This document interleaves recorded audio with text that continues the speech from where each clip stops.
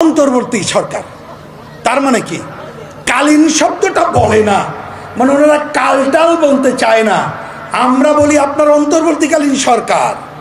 Time frame করেন, অন্য আলোচনায় গেলাম না। 15ই জানুয়ারি নাকি কি ভাবছেন? আমি বলি 15ই জানুয়ারিতে দয়া করে সংস্কারের নামে কি করতে চান পরিষ্কার করে বলেন।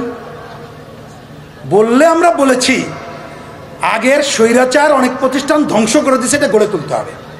তা আপনি যদি কিছু রিকমেন্ডেশন দেন ভালো কথা, আমাদের সাথে কথা বললে পরামর্শ দেব। শুনে রাখেন ভাই, কথাটা কিন্তু বলে না। 3 বার ডাকছিল ইস্যু ভিত্তিক সংলাপ, 1 সেপ্টেম্বর থেকে বলছিল, কিন্তু এখনো সংলাপ করে নাই। আশা করব আমাদের সাথেও কথা বলেন, আন্দোলনকারী শক্তির সাথে কথা বলেন, কথা বলে যতটুকু ঐক্যমত্য করা যায় কাজ শুরু করেন। কি কি করবেন বলেন। কিন্তু জরুরি কাজ হলো আর এক মুহূর্ত দেরি না করে 15ই জানুয়ারির মধ্যে নির্বাচনের সুনির্দিষ্ট তারিখ ঘোষণা করেন। এইটার কোনো বিকল্প নাই, মনে রাখবেন। হ্যাঁ, অনেকের সৎ উদ্দেশ্য আছে, অস্বীকার করি না। মনে করছেন নির্বাচন হলে কি সব হয়ে যাবে? হবে না জানি, কিন্তু জনগণের উপরে ভরসা রাখতে হবে। সেইটা না রেখে আপনি যদি দীর্ঘায়িত করতে চান ক্ষমতা, নানা অপশক্তি সুযোগ নেবে, আপনি শেষ কাজ করতে পারবেন না। আমরা এটা আকাঙ্ক্ষা করি না। অতএব বলি, নির্বাচনের সুনির্দিষ্ট তারিখ ঘোষণা করেন, আর 1 সেকেন্ড দেরি না করে নিত্যপণ্যের দাম কমান, জানমালের নিরাপত্তা বিধান করেন।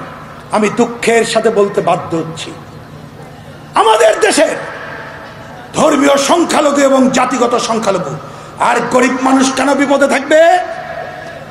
এটা তো ঠিক। আমাদের এই ধর্মীয় সংখ্যালঘু, জাতীয় সংখ্যালঘুদের উপরে দীর্ঘদিন ধরে নানা ধরনের অত্যাচার নিপীড়ন হয়।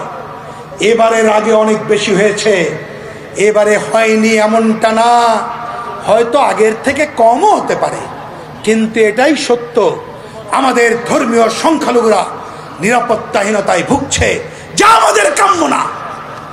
পাশের দেশ ভারত, তাদের মিডিয়া প্রকৃত সত্যের বাইরে অসত্য তথ্য প্রচার করে, আর আমাদের অনেকে সেই ফাঁদে পা দেয়। আমাদের পরিষ্কার বক্তব্য, আমরা ধর্মীয় জাতিগত সংখ্যালঘু এবং গরিব মানুষের সাথে ছিলাম, আছি, তাদের কোনো অসম্মান সহ্য করব না।